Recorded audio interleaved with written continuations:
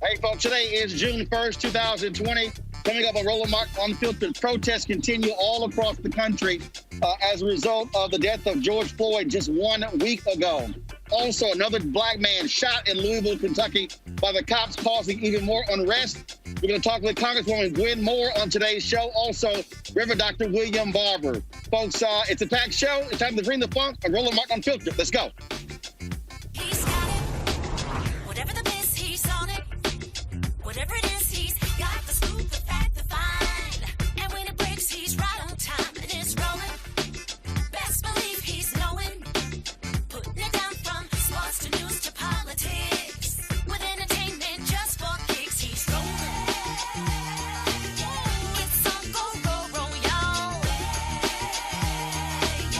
It's Roland Martin,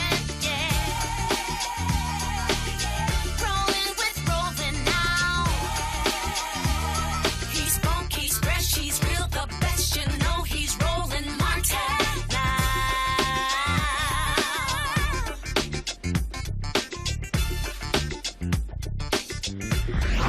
Martin. Hey, folks, Roland Martin here. I am in the nation's capital. You can see me here. Let me hit it back. I'm sorry. I'm here in the nation's capital where the protests continue, all regarding the death of George Floyd 1 week ago in Minneapolis. Now, if you see down here, so one of the reasons why you might be saying, okay, why am I outside? Because what has happened is the police here have placed a perimeter all around a White House, a several block radius in order to block off protesters. So what you see down the street there, you see we're on 17th Street right now. I am literally, so the 17th and L in D.C. Then you have K Street. Our offices are located on K Street. So I'm unable to even drive to our office. And then what you can see is you got people who are coming from all directions. They are folks are protesting from all different directions. And so they've been coming. And now the crazy thing is there's a curfew in the nation's capital. There's a curfew here that's supposed to kick in at 7 p.m. A lot of these folks are going to be ignoring that curfew. And so protesters are showing up. They're going to be protesting again tonight here in Washington, D.C. There have been people who have been coming down the streets with signs, you name it. There's so many other people who simply are trying to get out of D.C. To go to work. Many people came back to work in Washington, D.C. today. And so just like other cities, we're seeing lots of different protests. We're going to be talking in a second. Folks in the control room, let me know when Congresswoman Gwen Moore is there. I'm going to try to make my way to our studio to do the rest of the show there. And so that's going to happen. And so I'm going to be walking down there in just a second. But again, folks, you can hear the helicopters. If I can show them, you can hear the helicopters going right now. Now, understand, you rarely ever hear this in D.C. because you have restricted airspace in Washington, D.C. Because of the White House. But those are police helicopters. They were roaring last night. We left the office last night around 12:30. There was a significant police presence in the nation's capital. And so just like in other places all across the country, we're seeing the exact same thing. Again, as you can see, you got a number of folks who've been showing up. And so, like I said, we've been sort of just tracking this. I told you guys, our office, literally is in the heart of this. Our office is located just 3 blocks from the White House. And so I'll be walking up the street in just 1 second. Folks, we have Congresswoman Gwen Moore. Okay, all right, so let's do this here, folks. I got in my panel today. I got Brittany Lewis, who of course a political commentator. Also have Cleo Monago, who's a behavioral expert as well. First of all, I want to go to both of you. What we are seeing, obviously, all across the country, we are seeing people who have been protesting.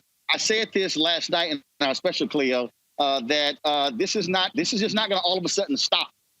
It is going to continue all across the country. The number of people who have been shocked by the death of George Floyd just 1 week ago. Yeah, it's going to continue. I imagine it's going to continue until there's a clear verdict regarding what's going to happen with the murderer. I'm concerned and very intrigued about finding what the end game is here. There's, as you know, I mean, there's even protests about this happening in Copenhagen, in Berlin, in Britain, and in numbers that are quite large. So it's interesting to see this. My perspective is that people are either ashamed because of the murder that was on tape, or ashamed because they're being associated with it because they're white. So I'm also trying to find out what is the end game. Clearly, this has been amazing, but I think social media is part of the issue here in terms of people being responsive to that such a high-profile event. One of your guests compared this to the Arab Spring and to Tiananmen Square in China. And I want to say that I don't think it's the same thing, because those groups in China and in the Arab Spring they're more homogeneous and have more cultural cohesion than people in the United States. This is a diverse group of people with different agendas involved in this event in the United States. So it's real different and relatively scattered, though it looks like everybody's fighting for the same thing. But I'm not sure that is a fact. Brittany, what are your thoughts? Yeah, I don't think it's going to start. I don't think it's going to stop anytime soon. I think that we're definitely seeing an awakening. Unfortunately, this is not the first time, the last time. These murders have been happening for centuries. And I think people are tired. And I think coupled with what's happening with COVID and how laid bare the system has failed us, and I mean failed us as Black people, failed us as impoverished people, I think you're going to continue to see unrest for a long time. I think this goes beyond just the death of George Floyd and so many other Black people. I think this goes to the violence that we experience every single day. It is a response to the violence of the state. It is a response to the violence of us being mass incarcerated. It is a response to the violence of us not having adequate health care. It is a response to the violence of us not having access to money, to food. It is all of the above, Roland, and I don't see it stopping anytime soon.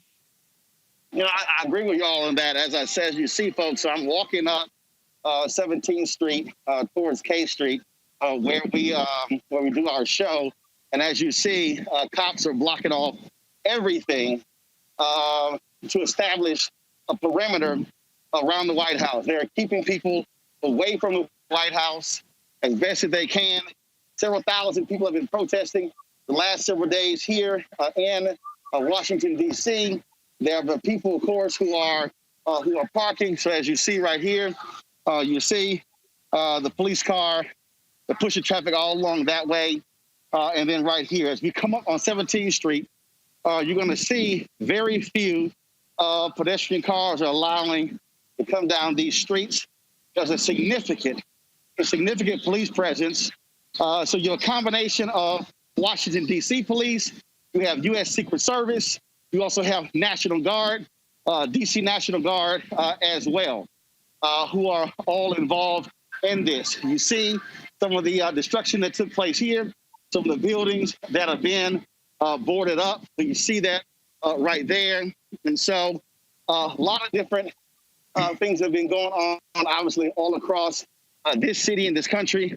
As you see right over here, look how many police cars are literally lined up along that street right there, which is 18th Street.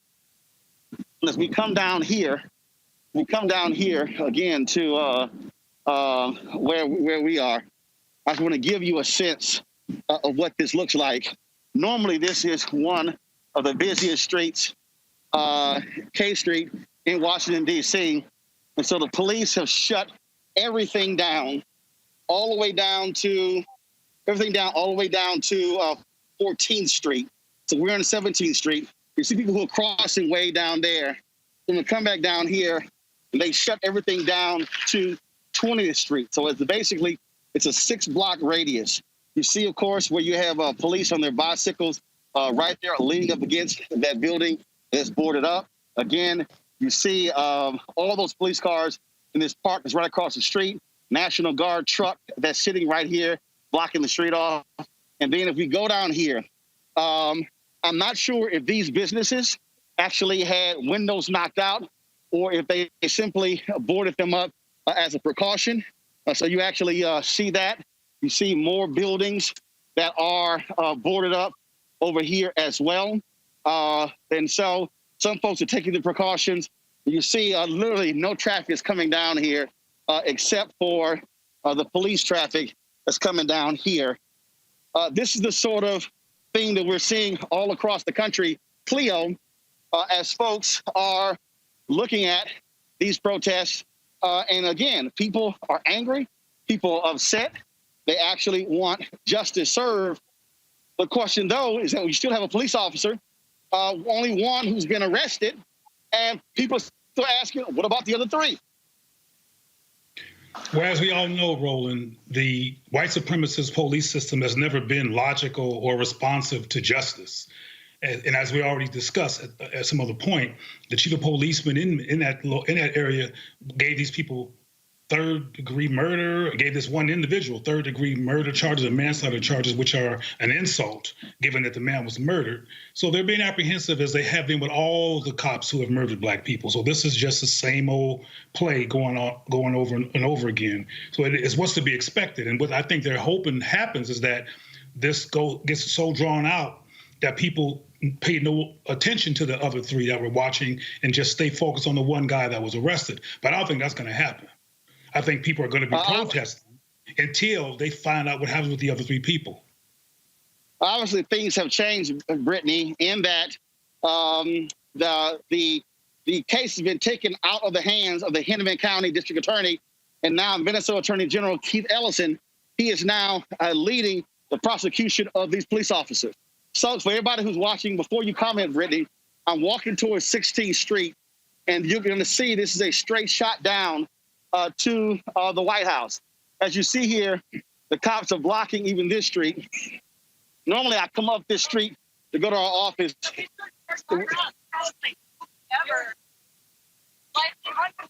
What's going on? Hundreds of them just started charging the crowd and started shooting people. We were just chanting. Charged out of nowhere. Who, the cops? Like military police or whatever. People were just chanting. Wow.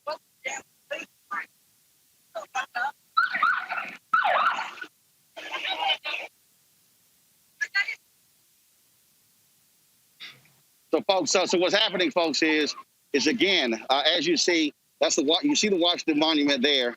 If I step this way, you will see in the middle of the street here, you will see how people all gather. That's the White House at the end of this block right here. And so there are a lot of people who are retreating backwards. The cops are pushing the folks away. I told you there's a 7 p.m. curfew here in the nation's capital. It is 6:31 right now.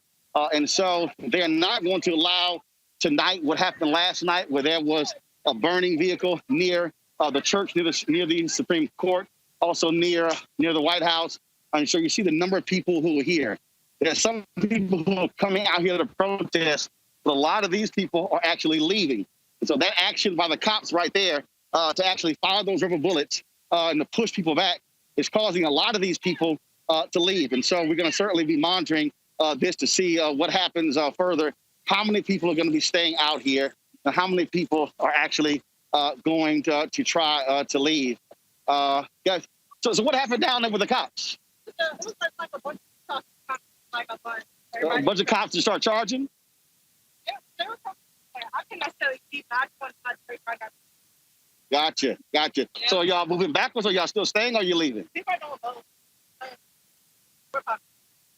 I got you. Okay. Curfew's at 7 anyway. Right. Okay. All right. Take care. All right, folks. Again, like I told you, the curfew's at 7 p.m. And that's what they are going to be strictly enforcing. We're seeing curfews all across the country. Curfews in Minneapolis, Chicago, Los Angeles, a number of these cities.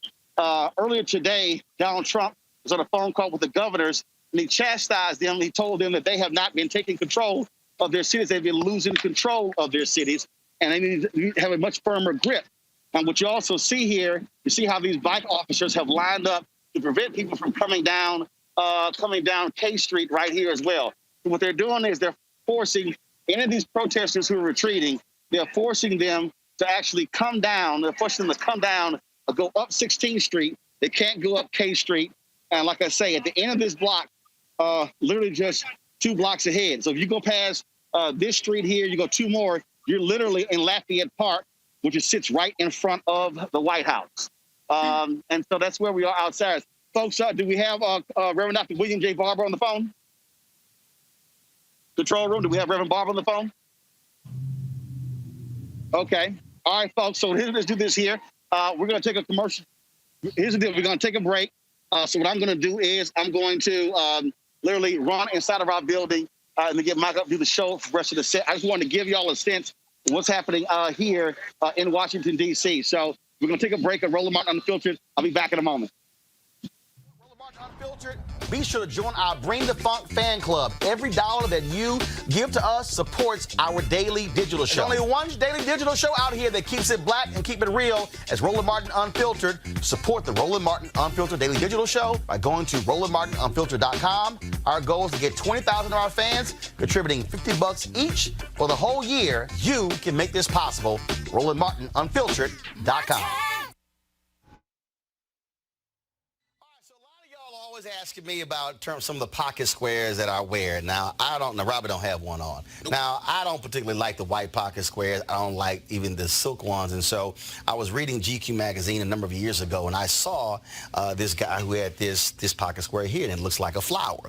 This is called a shibori pocket square. This is how the Japanese manipulate the fabric to create this sort of flower effect. So I'm going to take it out and then place it in my hand so you see what it looks like. And I said, man, this is pretty cool. And so I tracked down, it took me a year to find a company that did it. And so they basically about 47 different colors. And so I love them because, again, as men, we don't have many accessories to wear, so we don't have many options. And so this is really a pretty cool pocket square. Now, what I love about this here is you saw when it's in the pocket, it gives you that flower effect like that. But if I wanted to also, because if I flip it and turn it over, it actually gives me a different type of texture. And so therefore it gives me a different look. So there you go. So if you actually want to get one of these shibori pocket squares, we have them in 47 different colors. All you got to do is go to RolandSMartin.com/pocket squares. So it's RolandSMartin.com/pocket squares. All you got to do is go to my website and you can actually get this. Now, for those of you who are members of our Bring the Funk fan club, there's a discount for you to get our pocket squares. That's why you also got to be a part of our Bring the Funk fan club. And so that's what we want you to do. And so it's pretty cool. So if you want to jazz your look up, you can do that. In addition, y'all see me with some of the feather pocket squares. My sister, who's a designer, she actually makes these. They're all custom made. So when you also go to the website, you can also order one of the customized feather pocket squares right there at RolandSMartin.com/pocket squares. So please do so. And of course, it goes to support the show. And again, if you're a Bring the Funk fan club member, you get a discount. This is why you should join the fan club. You want to support Roland Martin Unfiltered? Be sure to join our Bring the Funk fan club. Every dollar that you give to us supports our daily digital show. There's only one daily digital show out here that keeps it black and keep it real as Roland Martin Unfiltered. Support the Roland Martin Unfiltered daily digital show by going to RolandMartinUnfiltered.com. Our goal is to get 20,000 of our fans contributing $50 each for the whole year. You can make this possible. RolandMartinUnfiltered.com. You want to support Roland Martin Unfiltered? Be sure to join our Bring the Funk fan club. Every dollar that you give to us supports our daily digital show. There's only one daily digital show out here that keeps it black and keep it real as Roland Martin Unfiltered. Support the Roland Martin Unfiltered daily digital show by going to RolandMartinUnfiltered.com. Our goal is to get 20,000 of our fans contributing $50 each for the whole year. You can make this possible. RolandMartinUnfiltered.com. All right, folks, so I'm back in studio. Like I say, I was out there in the streets there just trying to get into the building. It was very difficult to even get into here. Streets were blocked off left and right. And so that's what's going on there. Let's do this here. There was a news conference today where an independent autopsy was done. It was ordered by the family of George Floyd. And they found that his death was a homicide caused by asphyxia due to neck and back compression and led to a lack of blood flow to the brain. Here is some of that news conference that was done via Zoom. We think it is essential that the truth comes out about the manner and the exact manner and science as to how George Floyd was killed. At this time, I will call a man that really needs no introduction. Dr. Michael Baden is one of the foremost forensic scientists in the world alive today. He has worked on some of the most high-profile autopsies in the modern era. He has a background in doing forensic pathology, not only for the police departments, but also for the social justice engineers like myself and Tony. I could go on and on about Dr. Michael Baden, but I think it best to hear him explain the autopsy and put it in context as only the great Dr. Michael Baden can. Dr. Baden. Thank you, Ben. The autopsy shows that Mr. Floyd had no underlying medical problem that caused or contributed to his death. This is confirmed by information provided to Dr. Wilson and myself from the family. He was in good health. The compressive pressure of the neck and back are not seen at autopsy because the pressure has been released by the time the body comes to the medical examiner's office.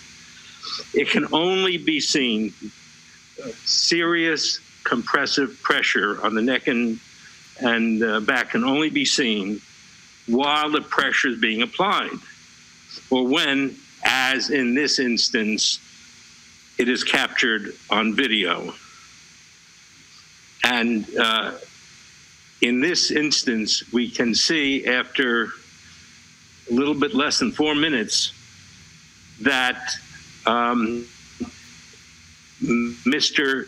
Floyd is motionless, lifeless, and when the EMS arrived and put him on the stretcher without any CPR at that time,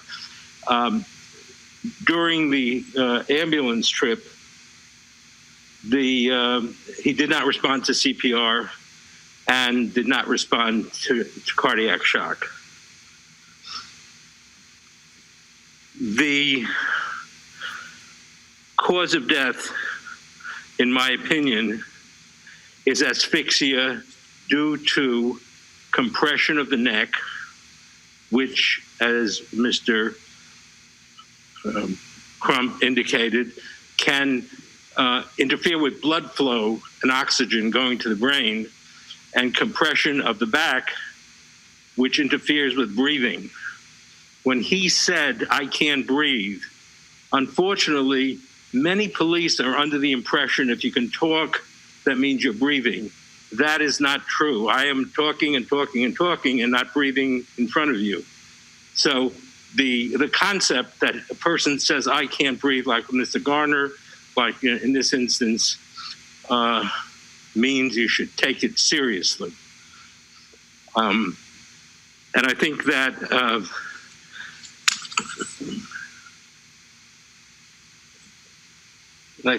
finished. Thank you. All right, folks. Obviously, that independent autopsy is counter to what the independent medical examiner office found. As I said, people have been protesting. People have been saying there has to be justice in this case. Joining us right now on the phone is Reverend Dr. William J. Barber. Of course, he is with Repairers of the Breach, Poor People's Campaign. Reverend Barber, first and foremost, I got to get your thoughts. Just sit for us. We ran a lot of your speech from yesterday. Where you addressed a letter to the country. I just came off the streets in D.C. trying to get into the building. People are still trying to show up for protest. Cops began to charge towards folks. Many of them began to take off. And we see what's happening in Louisville. Cops fired into a crowd there, killing a black man who owned a barbecue place. And he often served cops for free. People are just outraged. And I keep telling people, I don't think we're going to be seeing an end to this anytime soon. Your thoughts? I don't either, because what we're seeing, Roland, is a form of massive public mourning. It is about George Floyd, and it should be, because his death represents so much death that goes on in the community at the hands of police.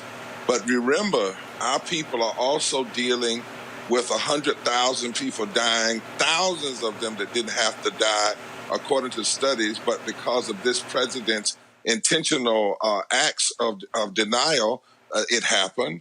People are being forced to go to work in lethal situations. They see a country that can call out the National Guard in 24 hours, but can't arrest cops who murdered a man in 24 hours, can't provide PPE and health insurance in 24 hours. People are at their ends with financially. They don't know how they're going to make ends meet. They've watched billionaires make $400 billion in the last 50 days, and yet they don't even have a living wage, don't even have health insurance or sick leave. And then you see this lynching, this girl, a 17-year-old holding a camera, and you see a man literally die. You see him beg, you see him call for his mother. This is a watershed moment. It is a moment filled, though, with all of the death-dealing realities of, yes, this kind of racism by police, but also the ongoing policy death is combined, is compounded. And then you have a president whose first response to people saying something's wrong and protesting, which we have a right to do, when the looting stops, the shooting stops, he picks that up from way back in the 60s and is basically saying, I'm going to use this moment to try to consolidate my power like George Wallace, Richard Nixon, and Bull Connor. In a sense, Brother Roland, we can't go home now. I mean, you know, people have to protest. We have to exercise our First Amendment right. And in a sense, we would be a shameful country. We'd be in a worse situation if people were willing to just ignore it, if nobody screamed, if nobody said anything. But we are in a very serious time. And then you have people that are trying to infiltrate legitimate, militant, nonviolent protests, and they're trying to infiltrate it and turn it to something else. We are in the midst of a very difficult moment, made difficult by a president and a Senate who have just refused to address the people and have pushed them down and hit people and passed policies that have caused death on top of death. And it's a watershed, and folk are saying they've had enough. There's a scream coming up. In the Bible, Roland, your wife knows this. There's a Bible verse that says, there's a sound coming from Ramah, Rachel refusing to be comforted because her sons are no more. That's what we're seeing in the public square. Reverend Dr. Barber, the White House tried to assert today that Donald Trump has indeed spoken to the nation. Well, he hasn't. Some of his advisors, according to some reporting by the New York Times, is that they are concerned that he's not trying to address this issue. One of the things they said is because if he does, he has no policies to actually put it out there. April Ryan also tweeted out that the White House had floated this idea of wanting to have a listening session with black leaders. Have you heard from the White House? Has anybody invited you to such a conversation? No, they have not. I responded to April's question that no, they had not, and that what we were focused on. But if they were to respond, it could not be us going in just on his term. But there is a way to do it, and we sent out terms that could do. I said my co-chair could go. We'd have other religious leaders, and for me, it would have to be diverse. I'm not going to let him isolate just black people. It would have to be impacted people there. There have to be the Senate leader, the Senate minority leader, the House Speaker, and it would have to be on camera. You'd have to be there. It'd have to be open and no pre-taping and then going in closed session, because this man is constantly trying to find a way that he can play the last card. He can't play the economic card. He can't play the he's a wise card. He can't play the he did right in the pandemic card. The only card he has now is the law and order card. So he's trying to fan the flames and then make himself the savior. It's a card that has been played, as I said, by Richard Nixon, Bull Connor, George Wallace. He's trying to play it in the 21st century, and we're not having it. We're not falling for that anymore in this situation. And what is worse though, Roland, is that, when Richard Nixon was out of control, Republicans went down and told him he had to leave. You don't have that today. Instead, you have had people that have allowed him, they have enabled him, and now he's out of control in the midst of a time when there's so much death that people have seen so much death now, there's nothing left to do but to scream and to protest and to stand firm. Just a minute ago, he started speaking, and he's already made the White House look like a fortress. And isn't it interesting, Roland? He talks so bad, but then he hides out in a bunker.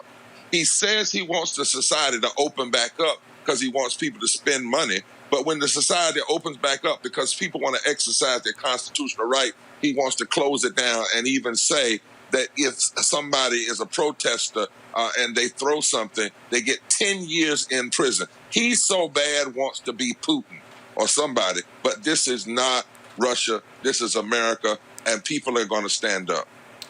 There were a number of civil rights leaders today who were on a news conference call, and they called for a national day of mourning for George Floyd and to also address this issue. Was that National Day of Mourning date announced? I don't know. Okay. I had talked about it. I hadn't heard others talk about it. I had actually put out there that we needed to do something in that regard. I didn't know about, that particular call. I don't know about any date having been done, but it can't, even then, it can't be a date, just a day of mourning. We got to be real careful.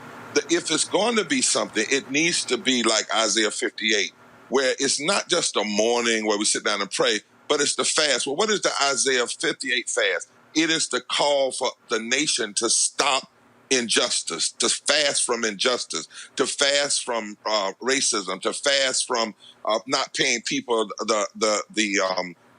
what they're worth when they work. It's the fast from oppression. That's the kind of fast and the mourning that we need. And I know in the Poor People's Campaign, we had planned to do a special piece on next Monday. I'll talk to you more about it, but on next Monday evening, we're going to have more details coming out about it. I hope that we can all come together, in this moment, because it is a very serious moment, and we have to be, as the old folks say, aware of the wiles of the devil. We really have to listen to the screams and what we're hearing, because that's where the hope actually lies. It's in the screams. We have to figure out a way, not just to tell folk to certainly to calm down, because we didn't tell in the revolution, you didn't tell the people in the Boston Tea Party to calm down. What we instead have to turn these screams into public policy. That's what we have to turn these screams into change. For instance, in the case of police, you murder somebody, you get arrested, you get prosecuted, you go to prison. We need to put that in law. If you're an accessory of it, the same thing. If you hire policemen and you let people on your force and you don't properly investigate them and they're connected to hate and hate groups and then they commit a crime, then that department has to owe those families money. We need to codify this stuff in the law. That's what's going to begin to make a difference in this country. Just like we want to stop people from dying, we need to codify health care for everybody in the law. We need to codify living wages in the law. That's the only thing that's going to ultimately help. We have to call this nation to mourn, but to fast from its injustices. That's what the scripture says. And actually, according to this press release, it says, we call on the nation to join the civil rights community in observing a national day of mourning on Thursday as George Floyd's family prepares for the painful task of laying their loved one to rest. Okay. We will spend the day in reflection and prayer for the racial reconciliation and an end to the violence that is ravaging the nation. Well, I think that's an important piece. We'll certainly be a part of it. He's going to be buried here in, I think the service is here in North Carolina. Well, there'll be his family in Houston and there. So if they actually, there'll be multiple services. There'll be something in Minneapolis, North Carolina, and Houston. Okay, so I talked to Ben Crump today. I'll be joining in North Carolina. I think that is a powerful thing. But I also think that when we talk about violence, we cannot follow Trump's rhetoric. If we say that we want to end the violence, and that's by the infiltrated, then we have to do like Coretta Scott King and talk about violence. She said, when asked about violence, violence is denying people health care. Violence is denying people union rights and living wages. Violence is denying children education. And then she said there's another form of violence, and that is an apathetic attitude that refuses to address the other forms of violence. So in this moment, we have to be very careful in how we frame our language. And you know, the best place to find that language is right in the scriptures and right in the Constitution. The best place to find it. So I'll be joining, we're Poor People's Campaign, joining on Thursday. I also hope when we say we're doing it, it means everybody. Because if you look at these crowds are not just black that are standing up. They're black, they're white, they're brown, they're Asian, they're First Nation, they're gay, they're straight. And the piece we plan to do next Sunday with Poor and Impacted, I think next Monday, is going to be encompassing all of those people. It's not in competition with anything that's being planned. It is continuation as we push toward June 20th, 2020, when you'll be there with us as people of all different race, creeds, colors, and sexualities gather to push the issue of addressing poverty. Yes, indeed. Reverend Dr. William J. Barber, we appreciate it. Thanks a lot. Take care now. God bless you. All right, folks. This has been, as you listen to that, Brittany and Cleo, as you listen to, again, these leaders talk about a national day of mourning on Thursday. There was also many others who were speaking out today on this issue, what needs to happen, what needs to be done. I want to play right now something from Senator Kamala Harris. Often where there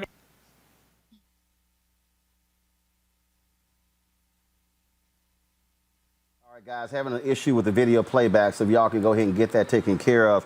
I want you to right now. I want you to go to my iPad, folks. This is you don't have the iPad. All right, I don't know why you're not seeing it. This is what I'm about to show y'all is a live look of what's happening in the nation's capital. Yeah, fix this here because I'm getting a signal here that it is indeed working. You got it now? Okay, so do this here. This is a live look, folks. This is from the folks at Now This, how the police have assembled here in Washington, D.C. Go right to it, please. How the police have assembled here in Washington, D.C., how they line up in these streets. The curfew in Washington, D.C. is going to get enforced in about 5 minutes. Now you hear loud. Guys, go ahead and turn the audio up, please.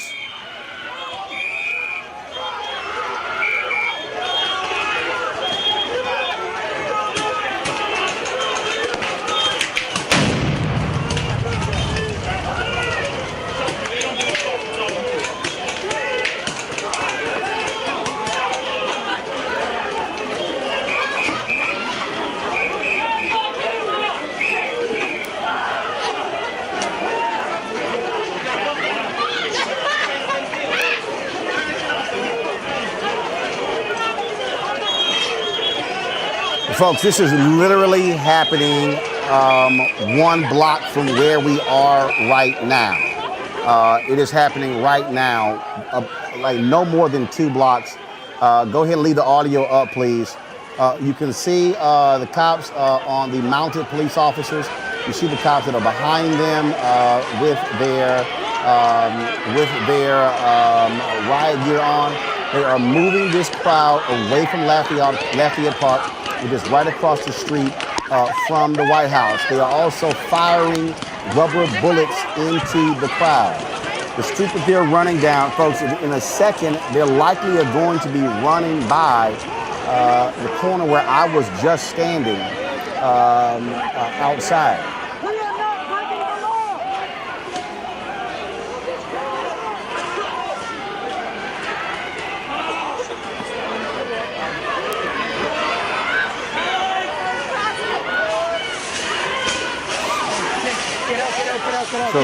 So you see the smoke bombs that they're dropping. You see those. So when you hear those sort of explosions, that's what that is. And then all of a sudden you're going to start. When you hear the pop, pop, pop, you're literally hearing the rubber bullets that are being fired by the police into the crowd.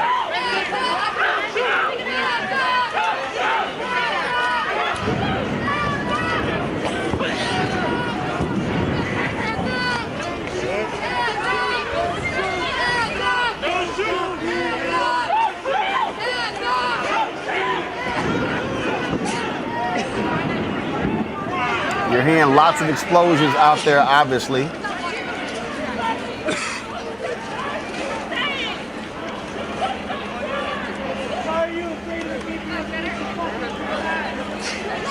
They've made it clear that they're going to be enforcing this 7 p.m. curfew. Their goal is, what the cops have made clear is that what they want to do is they want folks away from Lafayette Park, away from the White House.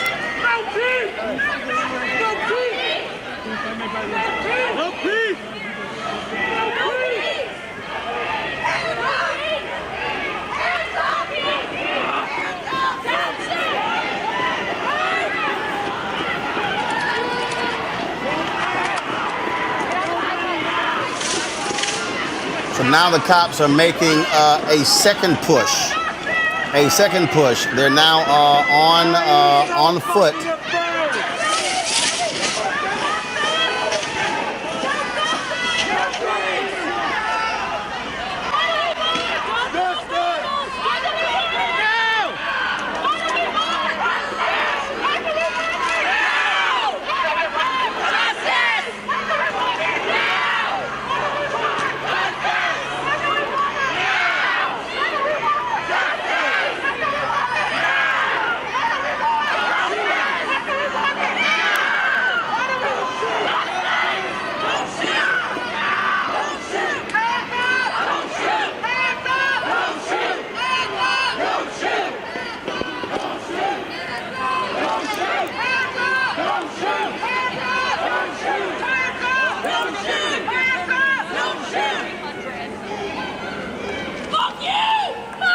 Folks, we're going to keep monitoring this feed. I want to go ahead and play this video of Senator Kamala Harris speaking earlier today. Often where there may be one bad apple, there's a whole bunch of bad apples. And that is why it is important that we have investigations of pattern and practice of discrimination where we have a concern that that may be occurring. We also have to restore the United States Department of Justice's responsibility to oversee and enforce consent decrees, which only come about because there has been a showing and proof of discrimination, of misconduct, and a court then has a responsibility of overseeing the reforms.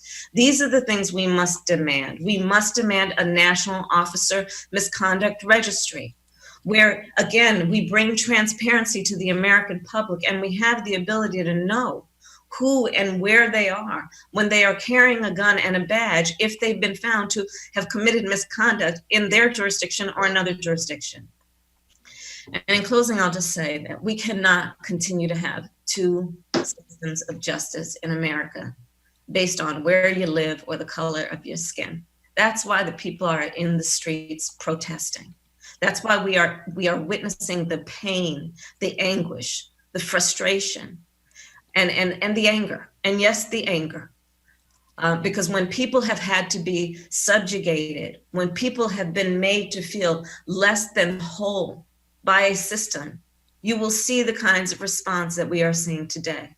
So I call on us to do everything in our power. And of course, I join for a national day of mourning. And I thank you again, the National Urban League, for bringing us all together. Now, folks, what is going on, as we told you, you have in one point there, you had Donald Trump, who was out there speaking.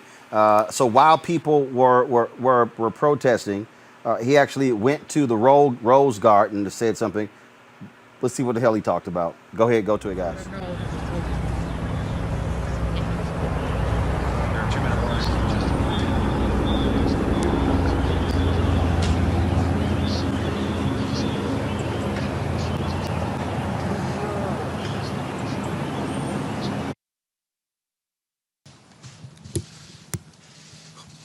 Thank you very much.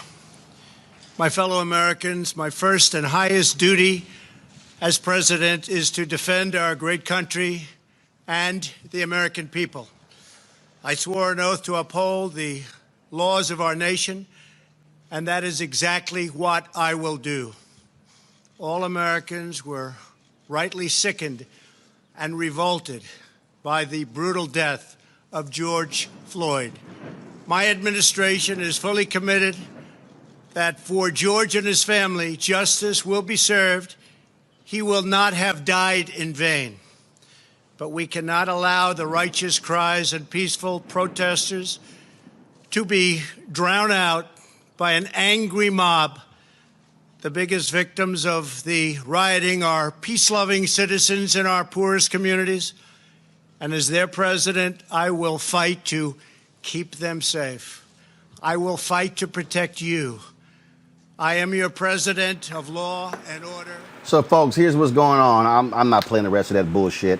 According to various folks on social media, Alexi McCammon, who was with Axios, she said, sources tell me park rangers are clearing Lafayette Park. Park rangers are clearing Lafayette Park. I'm going to actually come back to this here and play it for you guys, try to go live to it. So apparently park rangers are clearing Lafayette Park so Donald Trump can walk to St. John's Church from the White House soon. So wow. So he wants to walk to St. John's to what? Fake prayer? Fake prayer, Brittany? Really struggling right now with his mixed messaging, but more importantly, just not understanding what's happening in this world. This isn't solely about police violence. It is certainly about the death under the hands of the police, but it's also about the type of violence that the Dr. Reverend was just talking about. We're talking about violence. Poverty is violence. Lack of health care is violence. Lack of resources, not having jobs, being on the front lines and dying as a result of the coronavirus is violence. So to hear any, interpretation or him try and tell us that he's going to fight for us, we know that's not true. Because if he was to fight for us, he'd be fighting for us, as a people all across the board, not just when it comes to police violence. I'm just not with it. What a joke to listen to him say, Cleo, that he's an ally of all peaceful protesters. Give me a break. Trump speaks in code, and as you turn him down, he talked about the poor people and how he was not going to ignore them. I think he's talking about poor whites. I think he's concerned about losing that part of his support because he had so much of it when he first ran, and I think he was really talking to those poor people and trying to let them know that he still has them in mind. But I want to say something that I hope doesn't get on people's nerves. Brittany, you and others, including Kamala, keep talking about these crowds as if they have a clear level of critical analysis. Hold tight one second, Cleo. So apparently, according to Bree Jackson, happening now, Trump is actually walking out of the White House and heading to a nearby church. Bree Jackson reports this moments after law enforcement used tear gas to disperse nearby crowds taking part in protest. He's going to St. John's Church. Yeah. And you know why, Roland? Because of ego. Because he was cowering in a bunker the other day. He knows it. Mr. Tough Guy, Mr. Fake Alpha, Mr. Never Served in the Military, nothing. And so now, because of his ego, because he has to feel like a man, that he can walk across the street, they cleared the street with that row of horses that you just showed so that he can feel like an adult, so he can feel like a man. That's what this is about. That's why he's walking across St. John's Church. This is why he just fake told the nation he's going to use the military as a police force, which he cannot do, which is illegal, which he will not do because he cannot do it. It's illegal. So that's Donald Trump's ego. He wants to get into the act because he has nothing to do with this. This is a governor's, mayor's moment right here, National Guard moment. And so because that news got out that he was cowering in the bunker, now he's got to walk across the street to St. John's Church. So this is, go to my iPad, please. Jennifer Jacobs posted this on Twitter literally moments ago. This is Donald Trump after that Rose Garden walking out. Looks like he's with Mike Pence. Let me just zoom in. You got Secret Service. You've got obviously cabinet folks and others. And so, yeah, so this is the photo of him walking out of the White House gates over to St. John's. And you're absolutely right, Lauren, is he's ticked off that the story made him look like he was weak, not only in the bunker, but them turning the lights off on the White House grounds as well. And so Cleo, Mr. Tough Guy, he constantly needs his John Wayne moment. Well, the president, as he's called, has made himself an easy target to joke about, but his audience buys a lot of what he does. Of course, and that's because for them, it's we're voting for John Wayne, tough guy. He's going to keep all of them in order. His law and order speech at the Republican National Convention in Cleveland, his Carnage in America speech, the inauguration. Remember, Cleo, President George W. Bush was quoted as saying after his speech, that was some weird shit. Yeah, but however, as I've said before, Donald Trump has not created a new Trump card, if you will, or a new way of approaching who he looks like and how he looks to his public. He's the same dude. And frankly, some of his tactics have worked. So we're here with more clarity from our perspective that we can actually critique him and call him ridiculous, but his strategies have got him to where he is. Yep. So I take them very seriously, regardless of how ridiculous they look. But something I was saying earlier that I want to finally say is that the implication is that these people out in the street doing this protesting have this critical analysis regarding racism, the coronavirus, neglect that the president has shown in terms of taking care of this issue and the hundreds of thousands of people who have died because he didn't pull the trigger and step up. But I was at a protest. I was literally a block from my office yesterday, and I talked to people, particularly black people, but white people as well. And all I'm hearing about is what they did to George Floyd was wrong, that it was bad and what he did was wrong. They're not talking about all these other issues that a lot of the, what do you call us? They call us political analysts and they call us people who actually give the news, but they're not talking about these things. Only the people who are in the leadership or who are taking political positions who might get a microphone are talking like this. But a lot of the people on the ground are not talking like this. And also, I want to say that there are mixed agendas. Reverend Barber talked about that there were Asians, Latinos, Native Americans, and black people. There's some truth to that in terms of the representation, but not everybody's on the same page. And there also are some infiltrators. So I think it's important at some point that we remove the fog and talk about the different types of people who are involved in this and what they really are thinking about. The black people I spoke to are mad about George Floyd. They're dealing with the cumulative effect of having dealt with so many bodies being killed by the cops, but they don't know what to do other than have rage. There is no end game. There's not enough talk about the policy issues that Reverend Barber mentioned in terms of going to the polls and feeling like you can do something about this. A lot of people have yet, including those who are in the street, to connect the dots, to look at this as something else that I'm doing in addition to voting, in addition to dealing with policy and making systemic change. Well, that's not necessarily happening for people. Look, the question that comes up here, the bottom line here, Lauren, is that we're dealing also with electoral politics here.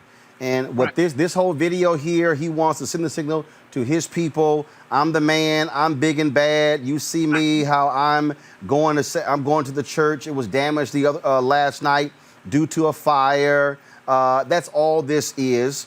And yeah, he hates those stories that show him to be weak and impotent. Not only that, and I'm going to pull it up in a second. Don't forget, Lauren, who else went to church today? Joe Biden, right? So, hey, Donald Trump is really, I mean, to say that he is the most dangerous person that we could have in charge in this moment that we've had, and of course the moment we just had with regard to the pandemic. I shouldn't talk about it in past tense because of course we're still dealing with it. Unfortunately for us, he snuck into office on an electoral college fluke. He is a pretend person. He is a reality TV show star. He went to some fake ass bullshit military high school or something, and he thinks he's a tough guy, right? I'm sitting a foot away from a real military veteran, otherwise known as my favorite nephew, who actually served. His mother in the Navy, my sister Sheila, actually served. This country understands and knows what real service is. Donald Trump is a fake.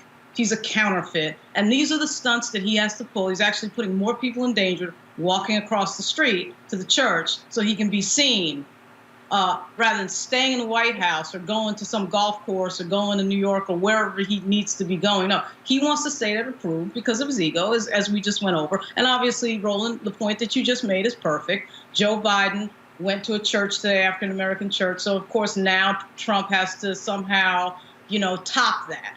It's nonsense. It's dangerous. This little show of force that we saw in front of the White House is dangerous. It's exactly how not to deal with the situation. It will escalate, probably get worse tonight in Washington and all these other cities. I'm sitting about 20 minutes away from the Barclays Center. The New York City Police Department, who I have sort of a love-hate because I've got many members of my family in law enforcement who served in New York, but their attitude is control. Their attitude is authoritarian. Their attitude is, we're going to make sure that we're in power, we're in control of you, and we're not letting you step out of line.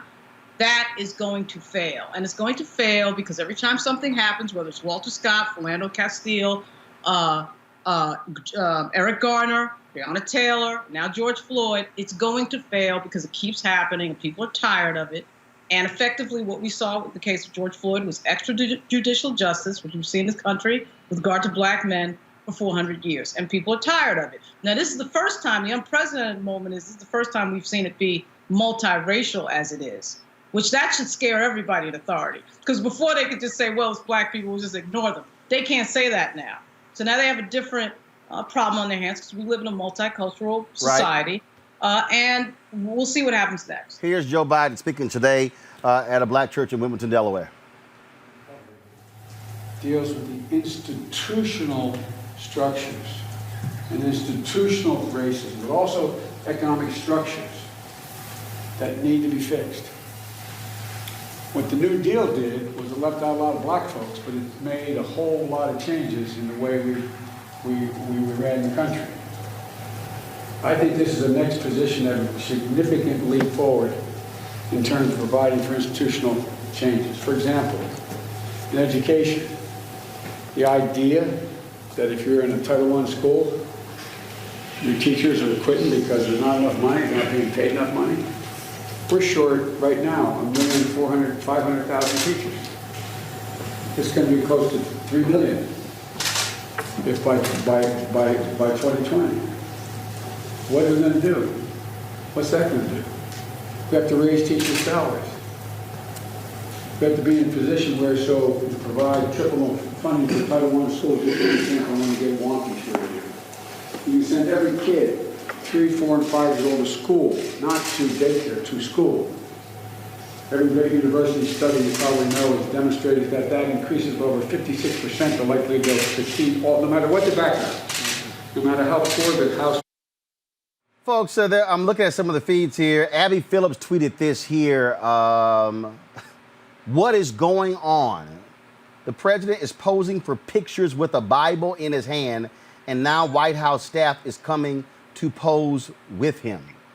This is, Cleo, you made the point. What he's doing is he is saying to white conservative evangelicals, I'm going to protect this church. And he's saying to all the other white folks, I'm going to keep the rest of these people in their place. And this country is over 63% white. I remember Lauren and I had a short debate in early 2016 about that Trump could be president, and we kind of had a debate about, we disagreed. I felt that he could be president, and she felt that he couldn't. Well, we need to not underestimate things even now, because white supremacy mythology is not rational, it's not honest, it's two-faced.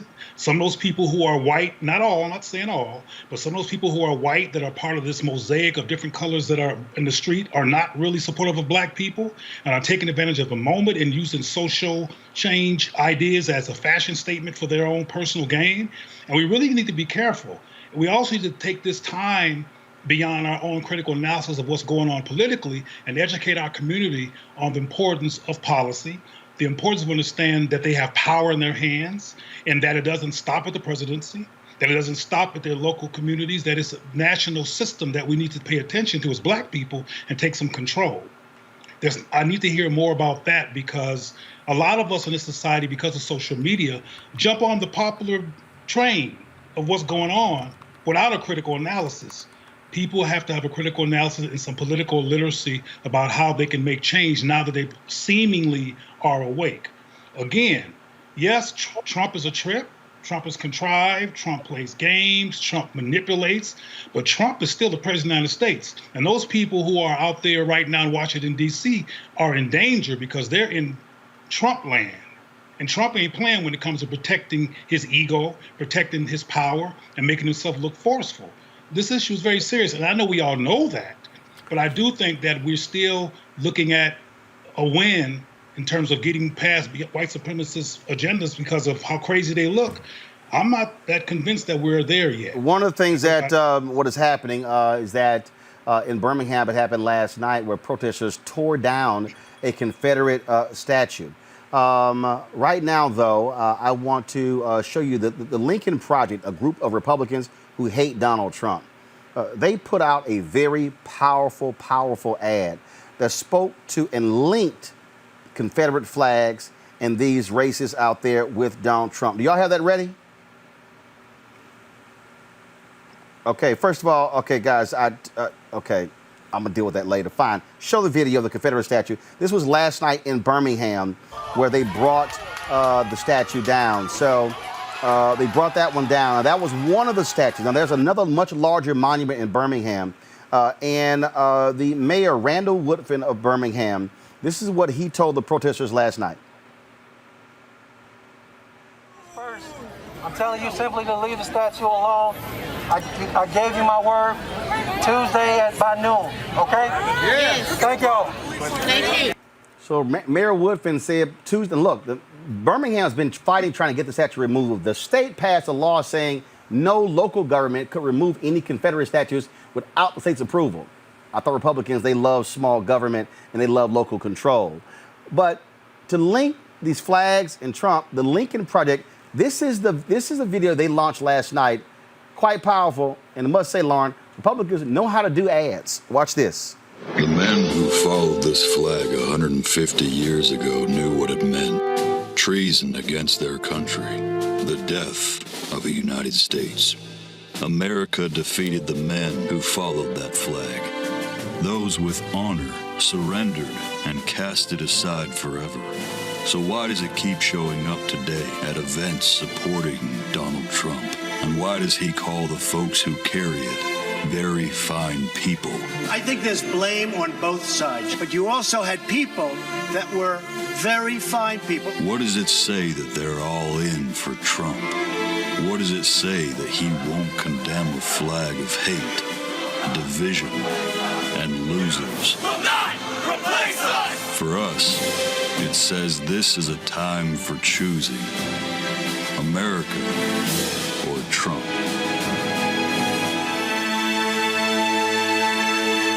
Brittany, America or Trump, that's called a bumper sticker. Republicans are real good at bumper stickers. And what this group is saying, vote for America, vote for Trump. What do you think about that? Well, I'm definitely glad that they are bringing into question the Confederate flag and its connections to United States history. Obviously, there are so many conservatives and Confederate flag holding people who are, they have the lost cause is the reason why they say they promote this flag, that, it has to do with states' rights. But of course, we know it has nothing to do with states' rights the way in which they mean it. It was the states' rights to have and own slaves, to perpetuate and continue, enslavement. So I'm glad that they're bringing it to the forefront, if anything. Cleo? Like you said, Roland, they know how to make ads. The Democrats can take some lessons from them because they don't, when it comes to making ads, they know how to codify, and America or Trump is a very powerful message.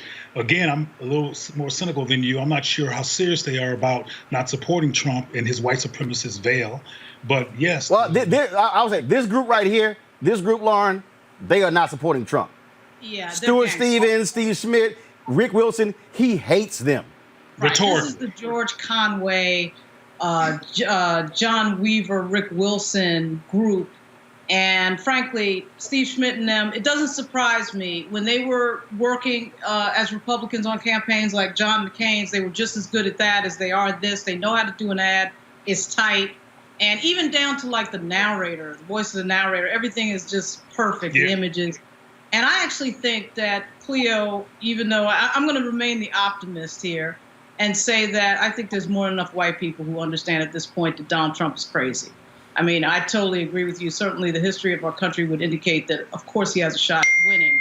But if you look at the polling and you look at the state of play with regard to the economy, I would be shocked if he pulled it off. I just think that things like the Lincoln Project and George Will leaving the Republican Party and all that sort of verified to me there's probably enough white folks out there that have figured out we can't continue to do this. I think it's going to be difficult Go ahead. for Trump to win, but we don't know who Biden's vice is going to be yet. And I think that that's going to make a difference in terms of what occurs. And people still are rooting for Trump. I mean, and the polls, sometimes we say the polls are BS, and sometimes when we like the polls, we say that they make sense. And I'm not sure if the polls are correct. Matter of fact, there were some polls in 2016 that implied that Donald Trump was going to win. Here's the deal here. I'm not. The reality is, this is way too early. Doesn't matter what polls say right now. When you get to September and October, that's what really matters. But I want to play this here. A few days ago, I had a conversation with somebody. I know I call Cleo super black for being radical, but I would dare say Dr. Conrad Worrill is a hell of a lot more radical than even Cleo Monago. Longtime leader of the National Black United Front. This is somebody who he proudly accepts the phrase being a black radical. He has been very sick. He's been very sick. And I called him to talk to him, just to thank him for all of his work all of these years. And we had a good conversation. He thanked me for having another radical like Greg Carr on this show. But then he reached out to me and Mark Thompson, and he wanted to say something. He wanted this to be on the record now. Dr. Conrad Worrill made it perfectly clear. He said, this is a black radical, a man who said he has never believed that voting is going to make a bit of a difference. He said point blank, the most fundamental and the most important thing for every black person in America is to vote Donald Trump out in November. Here's the conversation between Dr. Conrad Worrill, Mark Thompson, and myself. Ladies and gentlemen, this is a special exclusive collaboration between Roland Martin and Roland Martin Unfiltered and yours truly of Make It Plain. We are honored to have a conversation with someone who's been an elder, teacher, and guide for so many of us, Dr. Conrad Worrill. Just briefly, Dr. Worrill is a native of Pasadena, where his father was best friends with Jackie Robinson's older brother, Mac Robinson.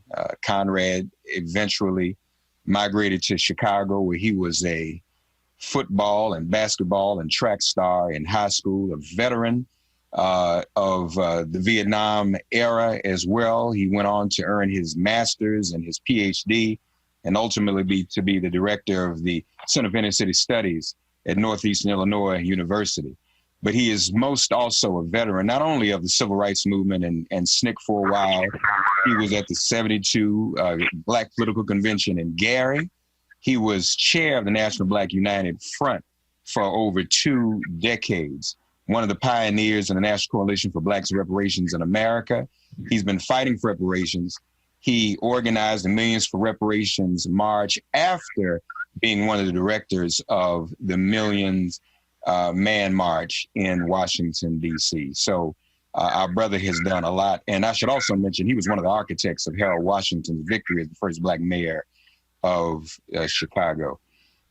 Conrad, hey, brother, you on with Roland and me, man. How are you, brother? We love you. We're praying for you. All right. Thank you, brothers. Thank you so much. You're welcome. We're honored to talk to you. How you doing? What are you thinking? What are you spending your time thinking about and pondering? I know you have a special message for us and for the community. Well, right now, aside from fighting my cancer and receiving all the love from African people around the world who are lifting me up in prayer and revolutionary spiritual uplifting, I just want to say thank you. I'm not giving up, and I'm fighting my ass off. And I love you, and I want to say thank you.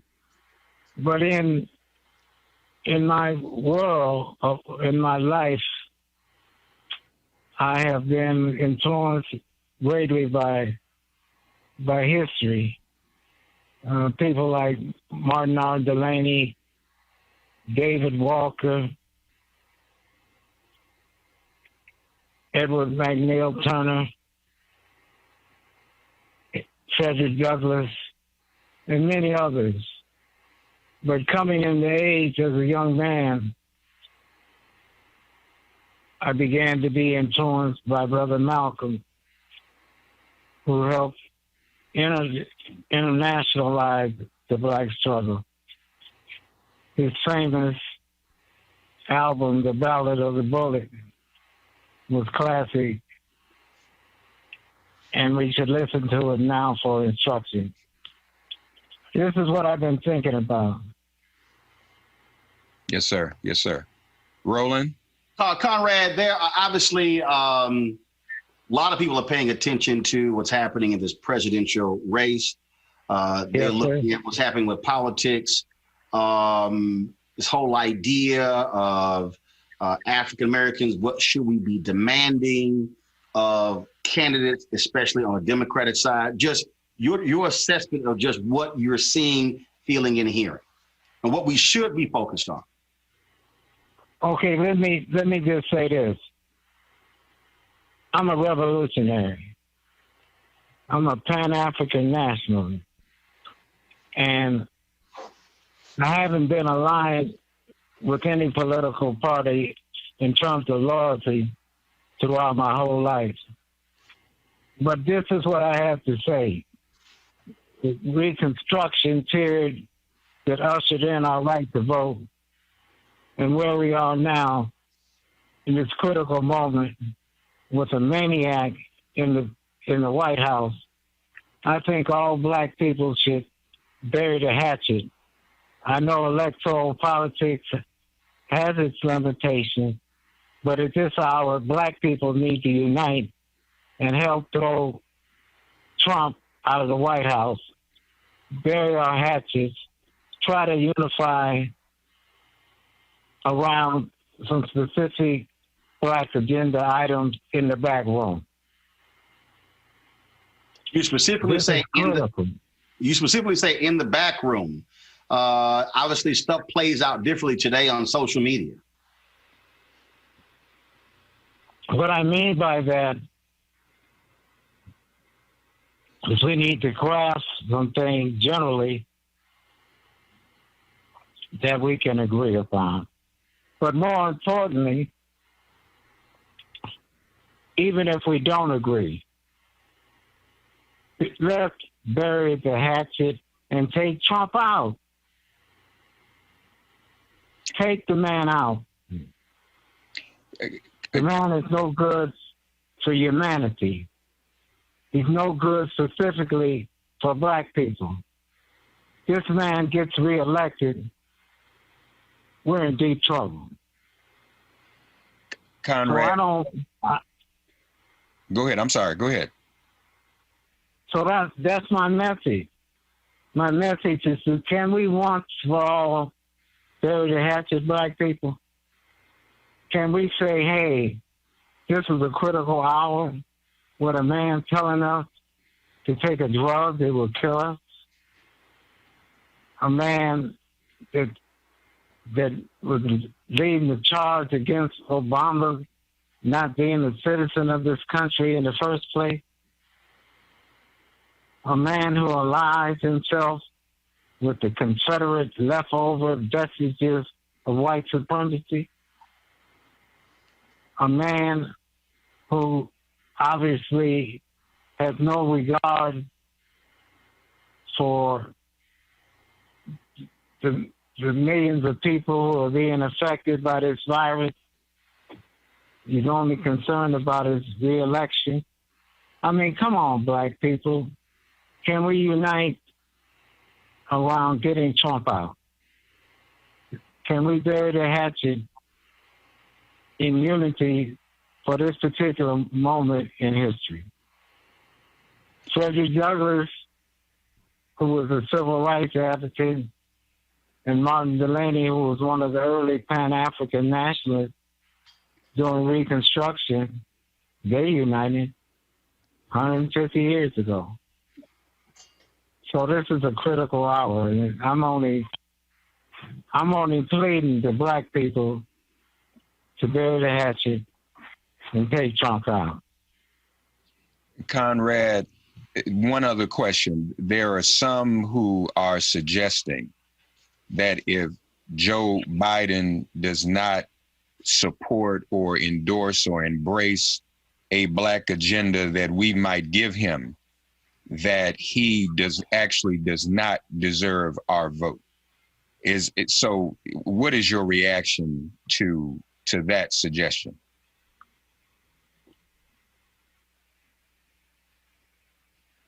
My reaction is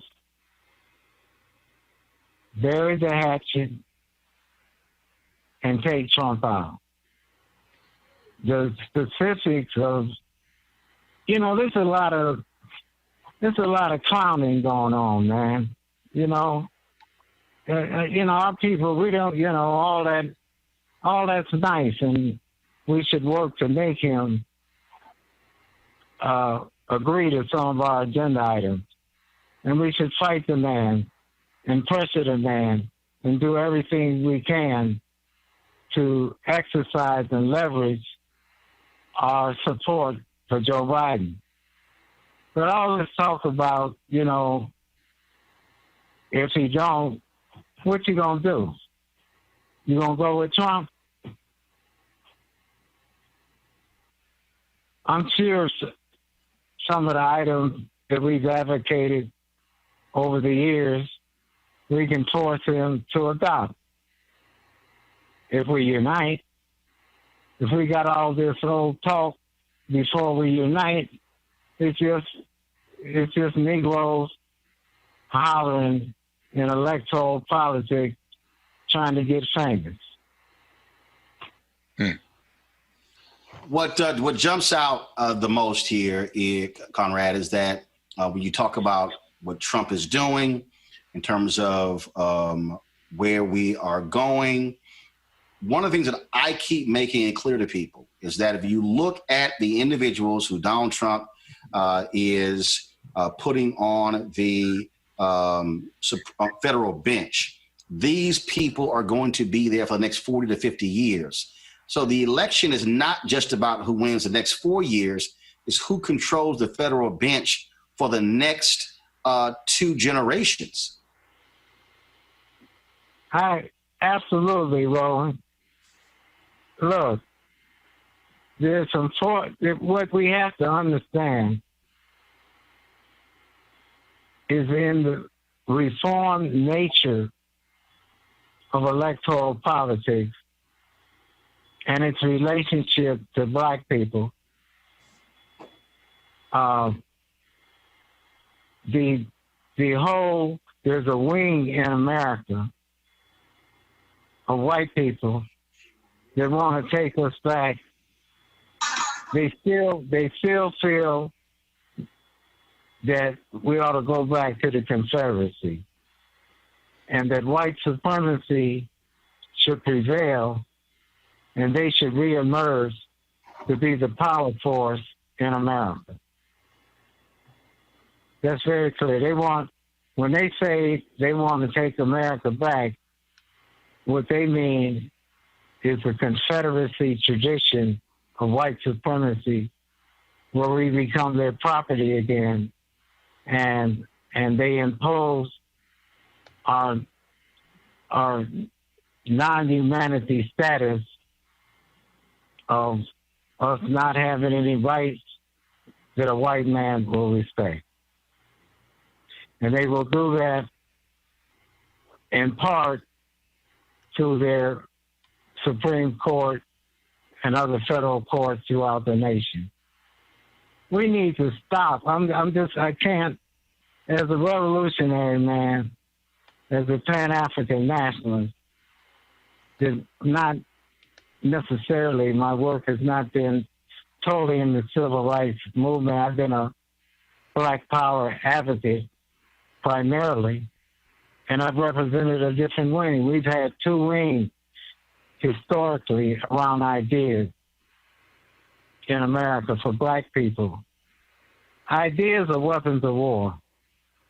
And right now, the idea is to unite black people to take Trump out, whatever it takes, whatever our debates with each other, whatever our internal contradictions with each other, wherever our internal differences. It is time to figure it out, bury the hatchet, and take Trump out. For the future of our race, of African people inside America, and all humanity. My final question to you, Conrad, is this here. A young person listening to this saying, look, we appreciate what you've done. That's an old guy who's talking. What about for us? We're young. We have a different view. What would you say to that black voter who is 18 to 35 years old? I would say that I was 18 and went through the period to become 35. And I talked a lot of smack, said a lot of things. But in the end, I found out, in some regards, in my youthfulness, I didn't know what the hell I was talking about, because we weren't necessarily listening to the wisdom of the elders and the intergenerational conversation among African people inside America. I love young people. They're the next wave. So I would say to the young people, I love y'all, but listen to your elders. Listen to your ancestors.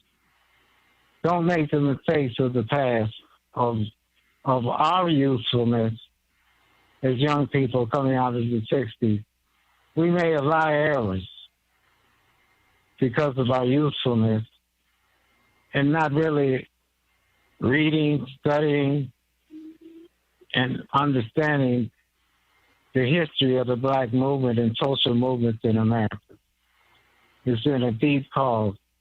So I would just urge them, the young people, to pay attention to history, pay attention to intergenerational conversation, and pay attention to the mistakes that the young people made in the 1960s. I love y'all, young people. We need y'all to help us take out Trump. Conrad, thank you, man. We love and appreciate you. And thank you for this, man. Thank you for your guidance and your eldership, brother. Okay? Love you, Doc. Yes, sir. Love you, Conrad. All right, thank you. Thank you so much. I love you. Thank you. All right. Take care. All right. Okay. So, Conrad, get you some rest, man, and we'll talk to you a little later, all right? Those were the words of Dr. Conrad Worrill as he is putting up a valiant fight against colon cancer. The interview took place 8 days ago. It took place actually on the Sunday, Memorial Day Sunday, the day before George Floyd was killed in Minneapolis. I want to go back to my panel. Brittany, lack of a better phrase, those are the words of a dying man. For sure, and I think what he's saying is so important. But the thing that I hope for more is that his words aren't taken out of context, and that we listen to, read, and study alongside folks like Dr. Conrad and Dr. Greg Carr. And what do I mean by that? Our oppression has been going on for centuries, for decades. And I'm one of those young people, right? I struggle with this notion of, well, it's just the bad apple, and conversations regarding reform and electoral politics as the only answer. And I'm always like, reform is not enough, right? I'm definitely much so on their wave. Getting more black faces in high places may lessen the blow, but it's not going to necessarily lead to our freedom.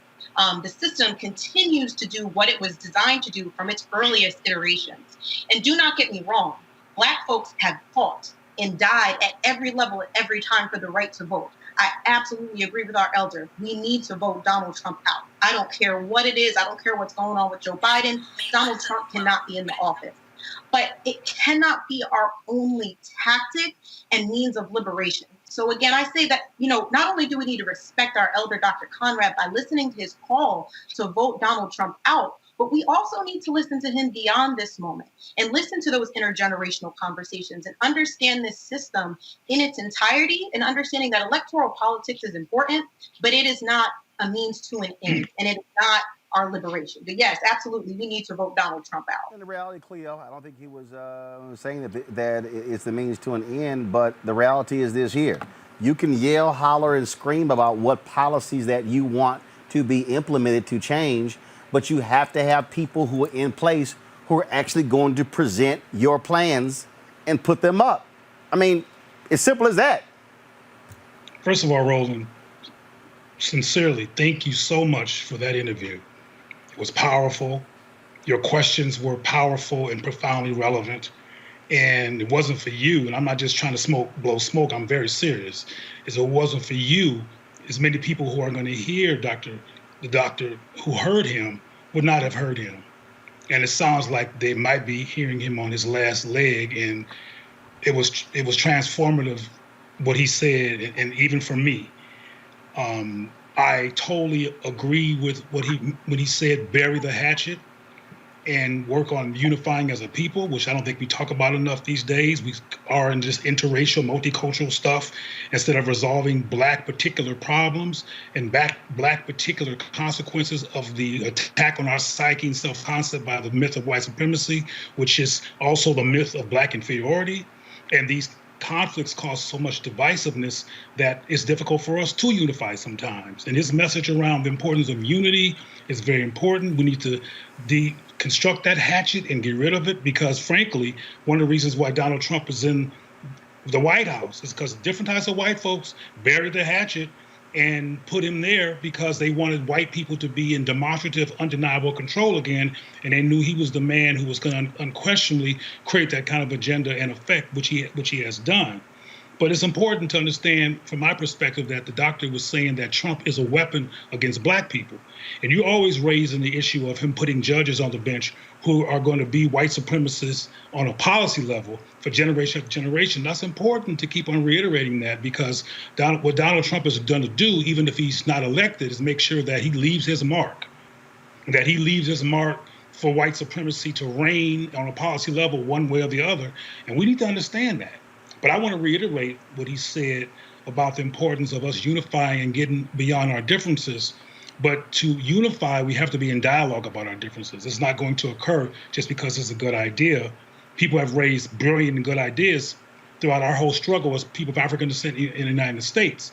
But what has not happened enough is us having the critical focus on a unifying basis to unpack the barriers to our liberation and the things that are getting away inside of the Black community for us coming together unconditionally to some extent. We should have conditions. We should insist on integrity and a sincere commitment to Black progress. But we definitely need to bury the hatchet. But again, I was very moved by that, and I want to reiterate my thanks to you for putting that brother's voice on such a big platform. Juan Victoria Burt. Hey, so, again, I'm the optimist here. I really think it's not really that complicated. It's money, it's power, it's control. Maynard Jackson figured it out. Other African-American politicians can figure it out. You get elected, you control the money, you control the jobs, you control the decision-making. The other thing is, and I get it, Trump's in office. He's in office, he's duly elected. There's no argument there. But we have to remember, the majority of Americans who voted for Hillary Clinton. She got 2.8 million votes more than Donald Trump. So this idea that Donald Trump, is the person everybody picked. No, the majority picked a person who ran a below average campaign run by Robbie Mook. Didn't want to go to Michigan, didn't want to go to Wisconsin, totally blew that. And it's not to say it can't happen again. Of course, anything can happen in life, but I think it is unlikely to happen again. I'm not a big fan of this idea in our democracy, though in these moments it's certainly interesting to watch things play out right now. This idea that voting is, passé. When you vote the right people in power and they know what they're doing and they know how to control the game, you can get some huge results. And people understand that, which is why they take so much time to block Black people specifically from voting. I mean, the Republican Party effectively has that as an open policy right in front of everybody's face. So we get the people in there. You know, I know, Roland, you've talked about him a lot, Maynard Jackson. I want to say his name again and again because he's an example of somebody who understands the power game. And when you understand the power game, you can make it happen for any group of people. Folks, Louisville. We were focused on the death of Breonna Taylor. We were talking about that, but another tragedy. David McAtee, Black man, was shot and killed by National Guards at 26 in Broadway. This is some video that's from WLKY that's on Twitter. You'll see the video. Guys, go to my iPad, please. Thank you. This has been stunning development there. People they were already in shock and pain. The death of Breonna Taylor a couple of months ago. Now, this particular shooting of a Black man who owned a barbecue restaurant there, he was killed by National Guards there, police there. He was often fed cops for free. Folks have been protesting. Folks have been, and in fact, I'm going to pull up another video. This is from Stephen Dingle of WLKY. This is a video here. He shot this video, folks. This is from 6 hours ago, and McAtee's body was still there. Folks were upset, angry, was still there at that gas station. And how major is this? Well, here's a Louisville Courier-Journal. Just a few moments ago, hold on one second, I'm going to pull the story up. Just a few moments ago, the mayor of Louisville fired the police chief, Steve Conrad, after the shooting and the civil unrest. This was the statement from the police chief after the shooting of McAtee. Let me get where we have the audio, please. Guys, go ahead and play this. It's been a very difficult 4 days for our city. Our officers are working very hard to keep people safe and to protect property. While doing that, we've had officers shot at and assaulted. I think it's very, very clear that many people do not trust the police. Issue that we're going to have to work on and work through for a long time. Tonight's protests, once again, turned from peaceful to destructive. We moved quickly to disperse the crowds. At around 12:15 a.m. this morning, LMPD and National Guards units were dispatched to Dino's Food Market, located at 26th and Broadway, to clear a large crowd in the parking lot. Officers and soldiers began to clear the lot. Both LMPD and National Guards members returned fire. We have one man dead at the scene. We have several persons of interest whom we are interviewing now. We are collecting video from the incident, and we expect to release what we have sometime tomorrow. Thank you. That was the police chief in Louisville. He is fired, Brittany, as a result of how Louisville police conducted themselves in the last 4 days, and especially after the death of this Black man, David McAtee. You know, Roland, I think the National Guard and the police are doing what they've always been doing. I don't know if you guys heard him say that they've been trying to protect property. And some of the and in fact, hold tight one second. I'm sorry, Brittany. Guys, go to my laptop, go to iPad here. This is what makes it worse. On Monday afternoon, Mayor Greg Fisher fired Conrad effective immediately after learning that officers at the fatal shooting of popular eatery owner David McAtee did not have their body cameras turned on. This type of institutional failure will not be tolerated, said Fisher, who later added that an immediate change in leadership is required. Brittany, this is the thing that I have been saying constantly.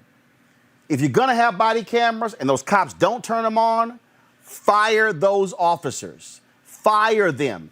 This chief has lost his job. He's been there for 8 years. And he was supposed, now, he announced last month, according to this Louisville Courier-Journal story, that he was going to retire at the end of June amid increasing pressure in the wake of a different fatal shooting, that of Breonna Taylor. Mayor said, no, you're gone now. Roland, this is petrifying, and which is why I say, I know we talk a lot about reforms and policing, and we say that it's bad apples, and he's saying, this is an institutional failure, and it is an institutional failure. And what I was saying earlier is, if you were listening to the chief speak, he specifically said, we've been out here trying to protect the people, but protect property. And some of the earliest iterations of policing in this country were related to the slave patrol, doing what? Protecting their property. And when we talk about the mantra of police as protecting and serve, we're missing the second half of that statement, which is to protect and serve the interests of the ruling class. And that's why you don't see the National Guard mobilized when you see Black bodies that have been dying for centuries, decades at the hands of police or community watch. But you do see it when it comes down to destroying property and interfering with the flow of capital. So these folks are doing everything possible to end the protest, which is their constitutional right, so things can go back to business as normal. But we know it's not going to stop, and business is not going to go back to normal because people don't even have jobs. Typically, we see a lot of these things broken up because people have to go back to work. We have our mourning, we have our protest, and we go back. But that's not going to happen this time. People don't have jobs to go back to. And even then, we know this is an institutional thing. It's so much, we really have to look at this from an institutional perspective from its earliest iterations, because only about 100 corrupt officers have faced homicide charges for their on-duty conduct since 2005. But 35 of those only 35 of those were convicted as of 2019. And a 2019 report that I saw earlier today said police violence is now one of the leading causes of death for Black people in the United States. This is its own epidemic. Lauren. Yes, well, what would change the game here with regard to American policing, of course, is the criminal prosecution of police officers who do something such as Officer Chauvin or former Officer Chauvin. That's what changes the game. There has to be criminal prosecution. Up until now, what we've had is cities paying out damage awards to families who have won a civil case. And until that paradigm has changed, where you're making an individual person pay a price for an individual act, we're just going to see this over and over again. The other thing I would say is that it is interesting to watch the Atlanta example with the two students from the HBCUs, the two students who were, there was a violent use of force incident, of course, ended up going viral on national TV, and the two cops were immediately fired. We see this police chief immediately fired, even though he was going to retire soon. But still, that's unusual in my view, because typically what happens is there is some sort of internal affairs review. There's the union talking. There's all that. We're starting to short circuit that. And that, to me, is real change we have not seen before. You typically don't see that. We still have this unfortunate situation, obviously, in Minneapolis, where these other three cops have not been arrested, which I do think is strange, quite frankly. And you have a prosecutor standing in the way that is blocking probably that prosecution. With Keith Ellison in charge of the prosecution, that may change as well. But this immediate firing, that's unusual. Usually that doesn't happen. I would say that, we saw these incidents in New York with regard to the cars driving into the people. If you see people get fired immediately on that or anything, that's when real change is coming. Because to me, New York and Chicago are the two hardest departments to crack in this country with regard to policing culture and control, and them not wanting to accept any evaluation whatsoever of their conduct. So keep an eye on Chicago and New York with regard to what happens next. David James, who's the president of the Louisville City Council. Councilman James, welcome to Roland Martin Unfiltered. Thank you, Roland. Folks obviously are shocked and stunned with this shooting death of David McAtee. The mayor is fired, the police chief. What happened last night? What can you tell us? Why did police all of a sudden just start firing into the audience? And also, was he hit with a rubber bullet, or were they actually firing real bullets? He was. So I don't know if he was hit by paint. They were firing paintballs, I was told at first, and then he got shot with real bullets that actually killed him. And I'm still trying to figure out why. I'm trying to figure out why my friend's dead, quite frankly. How long did you know Mr. McAtee? Tell us, for the folks who don't know, obviously national, who he was, and he was so important. So many people are flooding social media talking about how he was just a loving, kind man who gave to all in his barbecue restaurant. Absolutely. He gave to everybody. I've known him about 10 years or so. He cooked at an event I had every year. He's just an outstanding guy. He loved everybody. He's a great family man. He loved his family. He loved the community. He would even give free food to the police officers that would stop through there on the beat and talk to him all the time. He's just, I can't tell you what a nice person he was. Where are you right now? Are you actually at the scene where the shooting took place? No, I just left there just about 30 minutes ago. I was there earlier. So were they trying to enforce a curfew? They're trying to disperse the crowd? I mean, what happened there? I don't know what they're going to do down there. I've been trying to get some clarity from the mayor about what his intentions are.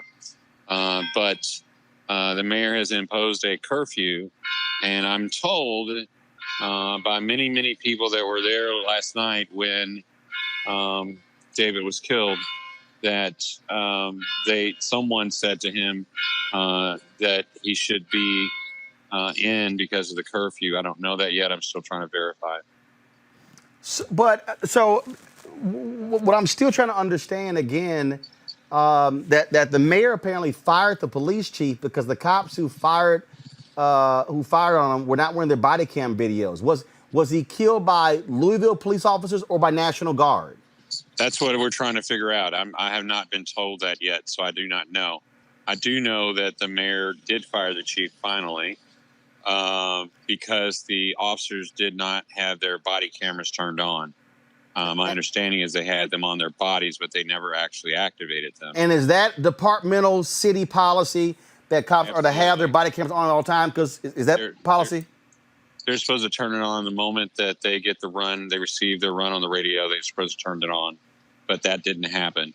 And I'm trying to figure out why it didn't happen, why a supervisor did not enforce that take place. Just like the case with Breonna Taylor, I'm trying to figure out why a supervisor didn't catch that search warrant hadn't been updated since January 21st. It's just a total failure of leadership. Wait a minute. So you're saying that the Breonna Taylor search warrant had not been updated for 2 months? Had not been updated for 2 months. January 21st was the last time it was updated. Wow. I have long said that if it's policy to turn that body camera on and they don't, that officer should be fired. Whether it's a dash cam or a body camera. Because it's there, and the body camera is there to protect the police officer as well as a citizen when something goes down. And, the chief, when we put the body camera policy in place, he allowed the narcotics unit not to have body cameras because they said they didn't want to, which doesn't make sense to me. And so with Breonna Taylor's shooting, we don't have body camera footage. And on this shooting now, we don't have body camera footage. Wait a minute. They didn't have the body cameras on during the Breonna Taylor shooting? No, there were no body cameras during the Breonna Taylor shooting. Absolutely correct. Okay, sorry to have my mouth is wide open. Absolutely, it should be. It's amazing.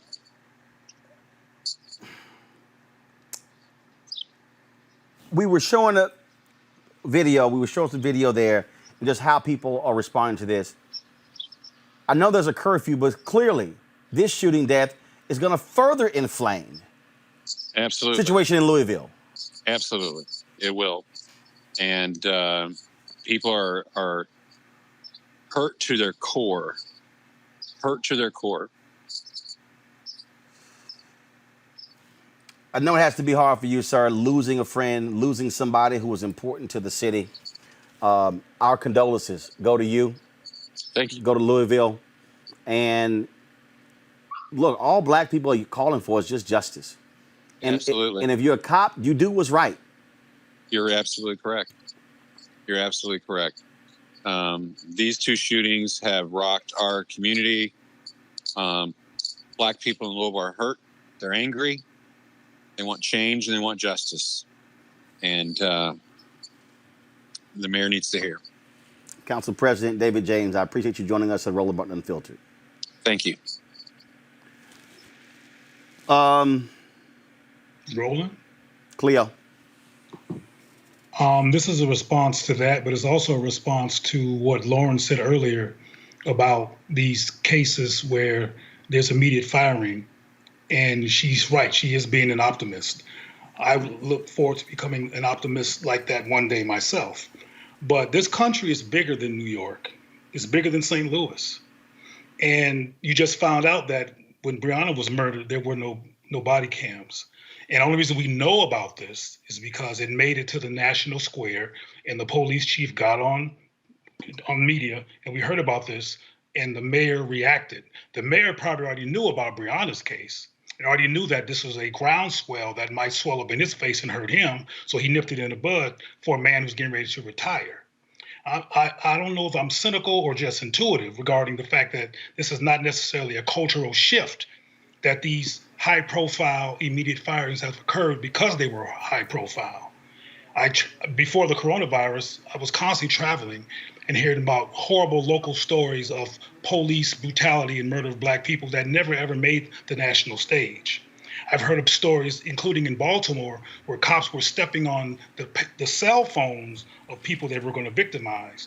And of course, there was no body camera in those incidents, so they cannot tell.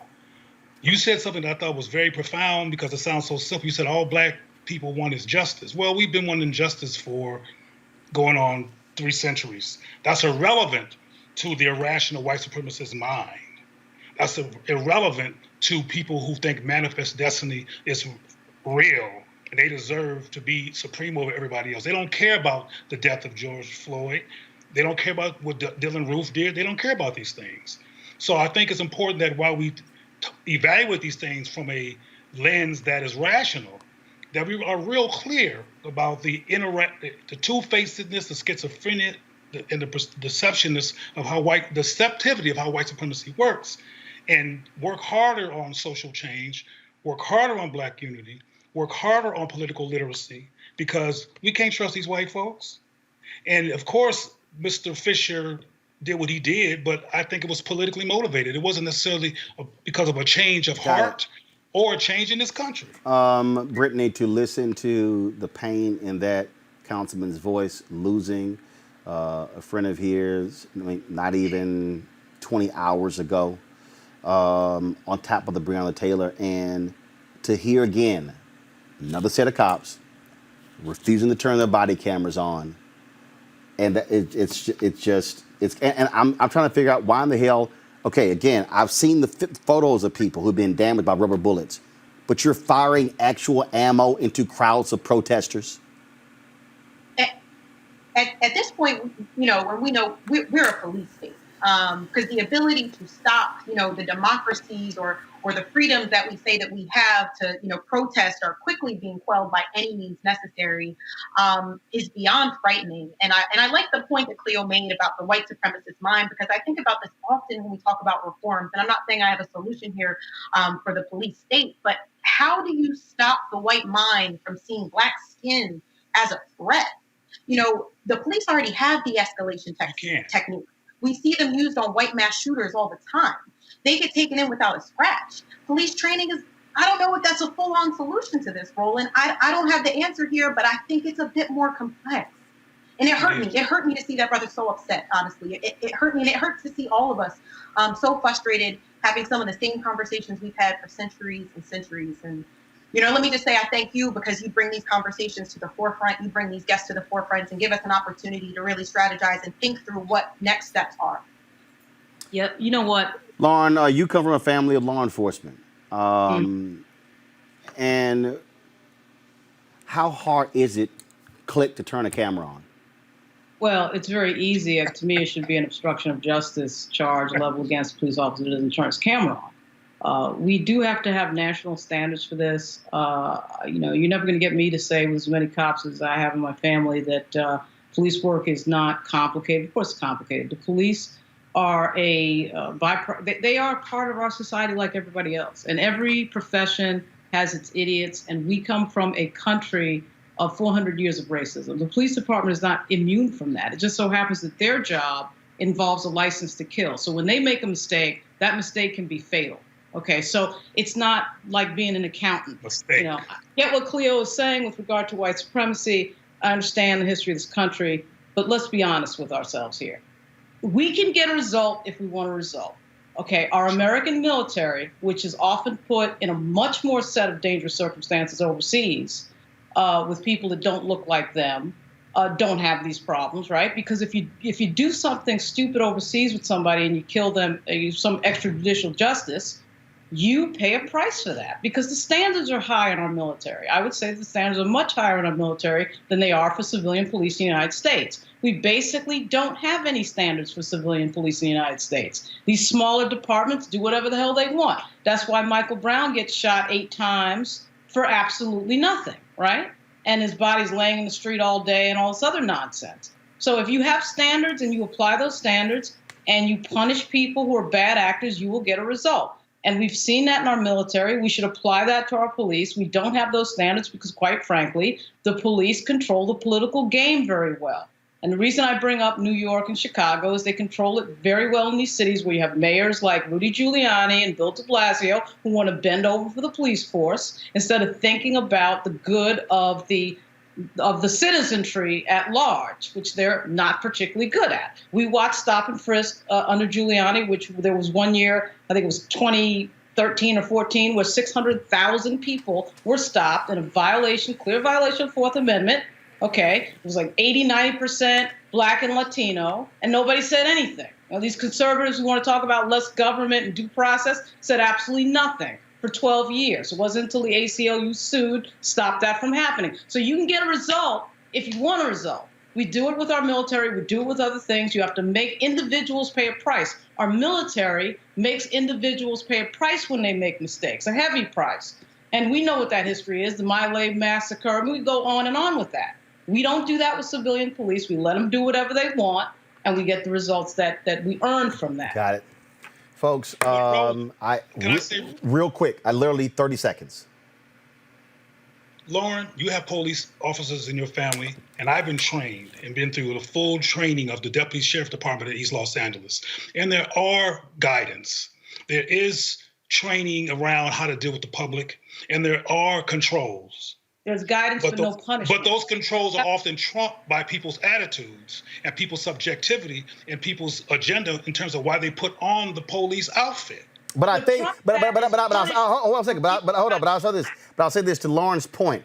The difference is when you look at the punishment that's meted out. The military, it is clear cut. They're not perfect. But part of the problem, there are far too many loopholes. And what you don't have between the military and the police, you don't have the unions dealing with the military, the police unions and those contracts that, Samuel Singawe had the report, 46% of the cops in Minneapolis who got fired got their jobs back because of arbitration. Go real quick, Lauren, go ahead. No, I was just going to say that look, in the military, it's understood what the rules are. They tell everybody what the rules are, okay? And when you violate those rules, you're going to pay that price. And what I'm telling you, with American policing, there are no set standards for American policing. Every department can do whatever they want. We see the results. You know, I'm dating a federal cop now.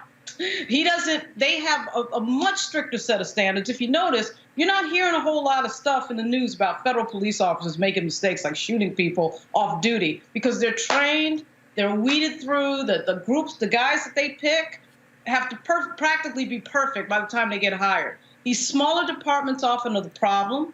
And also what you just said, Roland, about unions and the way they control the political game and the mayors, that's the whole ball game, particularly for these bigger cities. Gotcha. Folks, I got to leave it there.